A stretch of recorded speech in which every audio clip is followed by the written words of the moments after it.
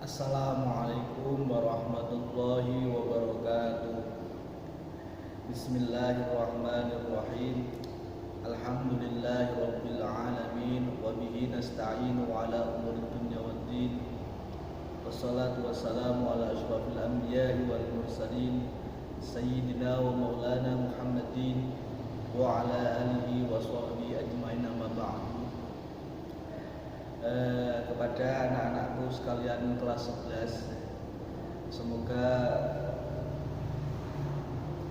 Gusti Allah selalu memberikan kesehatan maunah kepada kita semuanya. Amin amin ya rabbal alamin. Baiklah anak-anakku sekalian, bahwa pada kali ini saya akan memaparkan tentang bagaimana ketika kita itu mendampingi orang yang mau meninggal atau orang yang mau sakaratul maut itu gimana. Jadi gini, bahwa dalam tataran normalnya manusia ketika dalam kondisi keadaan yang sehat, itu idealnya kalau menurut ahli sufi itu kita harus seimbang antara khauf dan roja. Apa itu khauf? Khauf itu adalah rasa takut atas dosa-dosa, rasa takut atas ancamannya Gusti Allah, rasa takut ketika melakukan dosa. Mengapa bahasanya kita harus seimbang? Karena kalau kita seseorang itu dominan rasa takutnya saja tanpa diimbangi dengan rasa rojaknya, maka orang itu akan cenderung minder, takut, mau berbuat apa-apa takut, mau melakukan apapun takut dosa. Akhirnya orang itu diam saja. Terlalu dominan khaufnya juga nggak baik. Maka bahasan para sufi itu kita harus seimbang. Sekarang kita bahas roja itu apa? Roja itu adalah kita berharap mendapatkan pahala, berharap mendapatkan pertolongan, berharap mendapatkan ampunan, berharap mendapatkan ampunan. Tetapi kalau orang itu terlalu dominan rojaknya juga baik, tanpa diimbangi dengan khauf juga tidak baik. Orang itu malah semaunya sendiri. Allah, ini dosa titik apa salah? Allah paling mah dosanya titik. Orang itu terlalu pede sampai takabur juga, itu karena terlalu didominasi oleh rojaknya. Tentu itu juga tidak baik. Maka harus diseimbangkan antara khauf dan roja. Sekarang bagaimana ketika kita kontakkan dengan orang yang sakit, orang yang mau meninggal, itu gimana? Maka para ulama mengatakan bahwa idealnya dalam rangka untuk proses supaya seseorang itu husnul khotimah, maka orang itu harus mempunyai rasa husnudon kepada Gusti Allah. Enggak terlalu takut, tapi husnudon. Jadi orang itu ketika mau mengucapkan lafaz la ilaha illallah itu memang benar-benar karena Gusti Allah itu maha segala-galanya. Dan itu lebih baik ketimbang ketika kita memaksa, meneriaki, menyebut atau dipaksa, itu tidak baik. Maka untuk proses usaha agar orang itu husnul khotimah atau orang itu menyebut kata la ilaha illallah Muhammadur Rasulullah, maka sebagai orang yang mendampingi orang yang mau meninggal, itu idealnya adalah kita menanamkan rasa husnudon kepada si ahli orang yang mau meninggal ini. Caranya gimana ya tadi? Mbak, Gusti Allah niku Maha Pengampun, dijembarne ati. Gusti Allah itu maha ngopeni ahli waris, ngopeni kabeh. Jadi enggak ditakut-takuti malah. Jadi tidak malah menakut-nakuti, bah dosamu akeh, bah anakmu guru mentas kabeh, ditakut-takuti. Nah orang itu kalau sudah takut seperti itu, dia akan memikirkan apa yang dia takuti, malah memalingkan dia, malah melupakan dia dari kata menyebut apa la ilaha illallah. Itu yang kita sayangkan. Kita harus hindari, naudzubillah hindari. Maka dari itu, ketika kita mendampingi orang seperti, maka kita harus menanamkan sisi-sisi rojaknya, sisi pengharapan, maha pengampun, maha segalanya, maha. Maka ketika itu gak usah ada pemaksaan pun, maka insya Allah orang itu akan lahir sendiri, akan menyebut lafaz la ilaha illallah, akan minimal menyebut lafaz Allah. Orang gak malah kita bongok, kita paksa, tidak. Semakin dijembar nih, Gusti Allah itu maha luas segala-galanya, maha pengampun, maha pemberi rahmat. Itu yang harus kita tanamkan, karena orang ini mau meninggal. Berbeda kalau ketika kita sehat, jangan disamakan. Itu yang poin intinya yang harus kita tanamkan. Nah, sekarang pertanyaan gini, tanda-tanda orang yang mau meninggal itu gimana? Biasanya kalau yang saya tahu itu orang yang merawat ketika sakit itu dia akan merasakan, ini sudah mendekati ajal. Mungkin karena usahanya, bos sudah kemana-mana. Itu sudah ada perasaan seperti itu.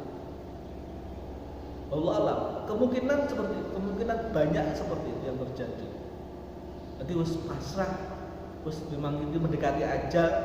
Maka kalau sudah orang yang merawat seperti itu, maka harus punya langkah-langkah, tahapan-tahapan untuk supaya si orang yang sakit itu ketika ditakdirkan meninggal oleh Gusti Allah harus berusaha agar supaya dia meninggal dalam keadaan husnul khatimah. Caranya gimana? Adalah kalau dalam kitab-kitab fikih itu, ketika orang sakit seperti itu sudah dekat ajalnya, maka dibaringkan menghadap ke kanan, kepala di utara. Jadi seperti berbaringnya orang meninggal dihadapkan ke menghadap ke barat. Kalau bisa seperti itu diposisikan seperti itu. Tetapi kalau tidak bisa, ya mungkin karena lambungnya sakit atau sempitnya ruangan, minimal menghadap ke barat. Atau kalau mujure barat timur, maka ya kepalanya dihadapkan ke barat. Pokok intinya adalah supaya ketika dia atau si yang sakit ini mau meninggal, kalau bisa meninggalnya dalam keadaan menghadap kiblat. Itu petunjuk dari para ahli dari hadis. Terus ketika dia masih sadar, maka dibacakan surat Yasin. Kalau sadar mungkin masih ada harapan, dibacakan Yasin agak keras. Yasin wal Qur'anil Hakim innaka laminal mursalin, jelas. Dengan harapan kalau memang dia itu sembuh, insyaallah sembuh, ditakdirkan oleh Gusti Allah sembuh, maka Gusti Allah akan segera menyembuhkannya. Tetapi ketika dia itu mau dicabut ajalnya, dicabut nyawanya, maka semoga Gusti Allah mentakdirkan dia dalam keadaan husnul khatimah. Itu harapannya seperti itu. Tapi kalau main sudah tidak sadar, mungkin sampai ngorok-ngorok kan nggak sadar. Itu sing luwih idealnya adalah dibacakan surat Ar-Ra'd dengan pelan. Ojo banter-banter tapi pelan.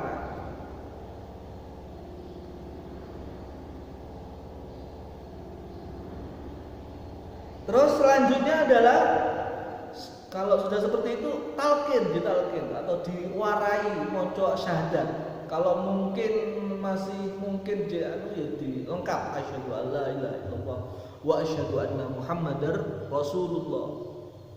Tetapi kalau tidak mungkin la ilaha illallah Muhammadur Rasulullah juga. Tetapi kalau tidak mungkin lagi orang-orang seperti kita bisikan lewat kupingnya Allah, Allah, Allah, Allah.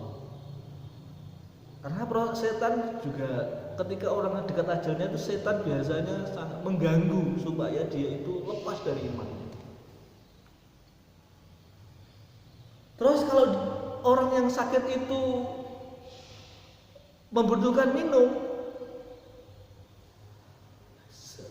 kita ngomong atau ngolak seperti itu, ya kita harus cepat langsung mengambilkan minum, pelan-pelan. Karena dalam proses ini biasanya setan itu ngeridu, menggoda, ngiming-ngiming ngombe, bejane ngelak bejane.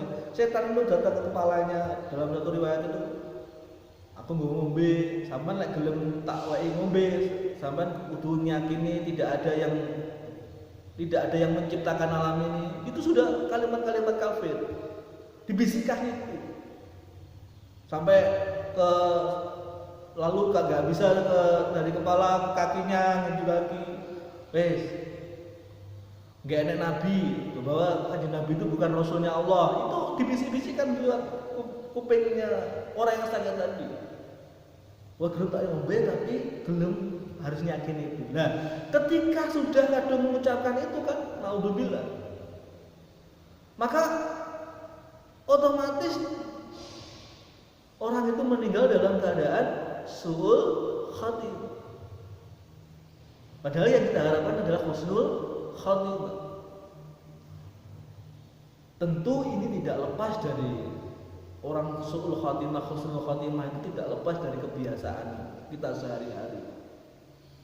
Kalau kita biasa wirid, biasa sholat dan niat, itu akan tertanam di hati kita, akan tertanam di bawah alam sadar kita kalimat-kalimat itu. Maka ketika kita biasanya orang Jawa itu biasanya cara Jawane itu lindian, itu biasanya kalau orang kita itu mengukur awake dhewe kalimat tauhid itu njero ora, itu yo biasanya kalau lindian itu nyebut lafaz Allah, ora bengak Allah. Jadi seperti itu prosesnya itu. Tentu itu secara ikhtiarnya seperti itu. Adapun kepastiannya itu adalah hak prerogatif Gusti Allah Subhanahu wa taala. Kita hanya sebagai manusia yang berusaha saja. Berusaha. Biasanya kalau sudah seperti itu orang seperti itu sudah ketika aja mau meninggal itu biasanya mayat itu ketika aja meninggal itu langsung matanya itu penglihatannya itu menghadap ke atas. Dek kayak semacam gerakan seperti itu, blood menghadap ke atas, maka ketika awal di sampingnya harus segera memejamkan matanya dengan mengucapkan Bismillahi wa ala millati Rasulillah Allahumma fillahu warhamhu warfa' darajatuhu fil mahdina wa khluf fi bil ghabirina wa filana wa lahu ya rabbal alamin wa fsah lahu fi qabrihi wa nawwir lahu fihi. Kalau panjangnya seperti itu, tapi kalau pendek saja Bismillahi wa ala millati Rasulillah, itu saja itu sudah cukup. Dengan memejamkan matanya dengan tangan. Tetapi biasanya kalau orang meninggal itu tidak diketahui orang, mungkin di sawah atau di kamar yang tidak diketahui orang, biasanya orang itu masih melek yang meninggal itu, membuka matanya. Bagaimana kalau itu sudah kaku, nggak bisa langsung? Maka metodenya adalah ketika untuk memanjangkan matanya itu ditarik kedua lengan tangannya, terus jempolan kakinya dua juga ditarik secara berjamaah. Jadi orang dua. Ada yang pernah mengatakan jempolan kakinya dua bisa sudah besar. Itu. Jadi kalau sudah ciri-ciri orang yang meninggal gimana? Kalau menurut kitab-kitab itu mungkin hidungnya sudah mulai lembre. Mungkin dahinya sudah lesung, cekung. Kakinya sudah mulai mengendor, atau mungkin kalau laki-laki alat kelaminnya itu sudah kecil. Kalau masih ragu-ragu ditunggu saja. Ditunggu sampai berapa jam? Kalau masih ragu-ragu sampai ada baunya, bau mayat itu baru nanti bisa bisa dilanjutkan, bisa dimandikan. Kalau sudah meninggal seperti itu gimana kan? Yang selanjutnya adalah di samping memejamkan matanya, mengikat rahangnya. Kain yang lebih diikat rahangnya. Ini sudah ada petunjuk dari kitab-kitab sudah menjelaskan seperti itu. Terus selanjutnya melemaskan sendi-sendinya, di sendinya dilemaskan, digerak-gerakkan, supaya nanti mudah dalam proses pemandian dan mengkafan. Jari-jarinya digerak-gerakkan, berlemas nanti bisa memudahkan dalam. Kalau nggak bisa kaku, ya bisa pakai minyak pelumat, minyak urut, atau sudah minyak yang panas itu minyak sudah bisa lemas. Terus selanjutnya melepaskan pakaiannya dengan cara pelan-pelan, jangan dipaksa gitu. Karena menurut pendapat hadis bahwa ada yang mengatakan orang yang cabut nyawanya masih dalam keadaan merasakan sakit, seperti terbakar, seperti orang yang terluka seluruh tubuhnya. Ketika disentuh salah satu alat tubuhnya juga sakit. Makanya nanti proses memandikan jenazah itu tidak seperti hanya orang yang sehat sebenarnya. Itu ada tekniknya supaya.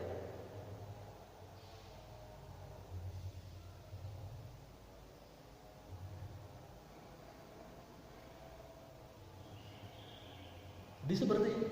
Ada tekniknya sendiri. Terus selanjutnya meletakkan beban sebanyak setengah kilo, bisa kayu kok batu di perutnya ditaleni gitu, supaya nanti tidak membesar. Tadi ketika rahangnya ditaleni supaya tidak mengoh mulutnya, tapi perutnya berian supaya tidak mengembung perutnya, karena sudah organ-organ penyerbukan di dalam tubuh itu sudah menikmati semuanya, sehingga kotoran menumpuk, sehingga menimbulkan gas amonia, sehingga menimbulkan gas. Makanya ditekan. Di samping itu juga kotoran-kotoran supaya bisa keluar, perlahan-lahan bisa keluar. Jadi ketika nanti dimandikan, nanti dipeluruti lagi. Terus dalam kondisi seperti itu, ketika sudah dilepas bajunya, ditutup dengan jarik atau kain yang tipis lah.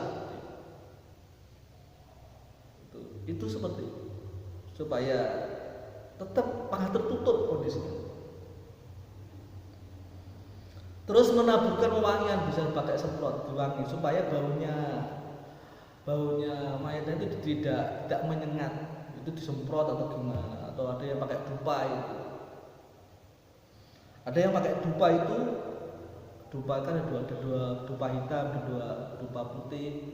Itu ada maksudnya sebenarnya. Sebenarnya adalah menghadirkan makhluk malaikat itu supaya lebih takziah, supaya mendoakan mayat itu agar mendapatkan ampunan, agar dilebarkan kuburnya seperti itu, meringankan beban jenazah. Terus diletakkan di tempat yang tinggi, jangan di masjid. Diletakkan di tempat yang tinggi, jangan di bawah. Kalau di bawah itu biasanya cepat rusak jenazah. Terus selanjutnya adalah sebelum mayat itu dimandikan, maka lebih idealnya membebaskan segala tanggungan jenazah,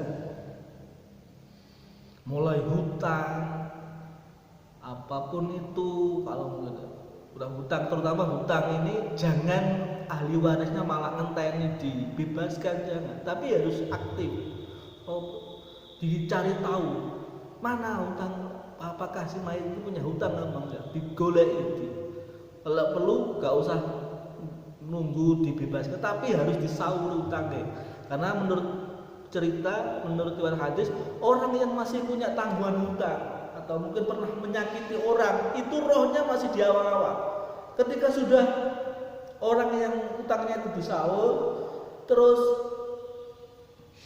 dolemnya sudah mengampuni, maka roh itu bisa naik lagi ke surga. Seperti itu. Ada menurut al-hadis ada. Maka lebih baik itu tanggungan dunia itu dibebaskan ketika jenazah itu sebelum dimandikan, termasuk pembagian waris. Itu lebih baik malah. Jadi kalau konteks Islam itu semakin cepat membagikan waris itu semakin baik. Meskipun kalau dalam umum Jawa masuk tas geblake wis demen warisan. Kaya-kaya kok enggak masuk akal, kaya enggak manusiawi. Tapi itu lebih baik. Hutang itu ada hutang zakat, hutang hak adam, atau hutang haji. Orang haji itu yang penting sudah cukup kebutuhan pokoknya, terus masih ada sisa tanah yang kira-kira bisa dibuat berangkat dan pulang dengan selamat, maka itu sudah kewajiban haji. Maka solusinya adalah gimana? Ketika sudah ada orang jenazah kok masih punya tanah, maka lebih baik itu dihajikan dulu. Kalau sudah hutang adamnya dipenuhi, hutang zakatnya, lebih baik juga hajinya. Cara gimana? Ya pakai haji badal. Kan tidak semahal haji yang sungguhan. Haji badal paling 10 atau 5 juta. Sudah ada tiap KBIH biasanya mengadakan fasilitas haji badal namanya. Itu akan meringankan beban jenazah tentu saja. Karena kewajiban dunia belum dilaksanakan. Orang kok malah mundur pembagian malah mundur malah benokeh bagian ahli waris malah enggak dipenuhi kewajiban. Jangan. Ada pembagian warisan sebenarnya mudah semuanya. Tinggal ada aplikasi juga bisa sebenarnya. Itu bisa diselesaikan. Jangan malah nunggu sampai putus, sampai punya anak, sampai biaya cicit belum dibagikan. Itu kasihan jenazah. Masih ngambang dia haknya. Kewajibannya masih, hartanya masih belum ditasarufkan oleh ahli warisnya. Karena hak milik dalam Islam itu sangat diakui. Bayangkan ketika mau meninggal raja harus mengembalikan hutangnya, kan itu bukti bahwa hak milik itu sangat diakui dalam Islam. Hak adam itu ya.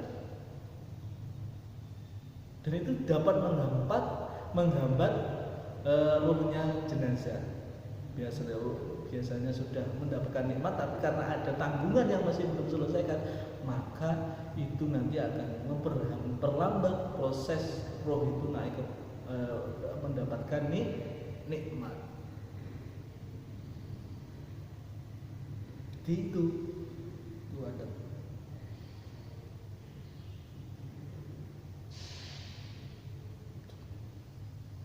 Baik, anakku sekalian, itu sekedar materi tentang merawat orang yang mau meninggal sampai ajal itu step-stepnya.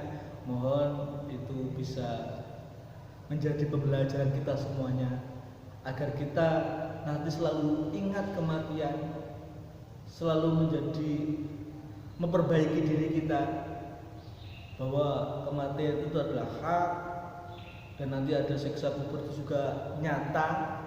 Maka kita semua harus berusaha untuk selalu melaksanakan perintah Gusti Allah dan menjauhi larangannya. Amin. Dan nanti kalau ada pertanyaan bisa langsung di kolom komentar link saya atau di channel saya, bisa ditanyakan di sana. Nanti saya akan berusaha untuk menjawab. Oke, kurang lebihnya mohon maaf.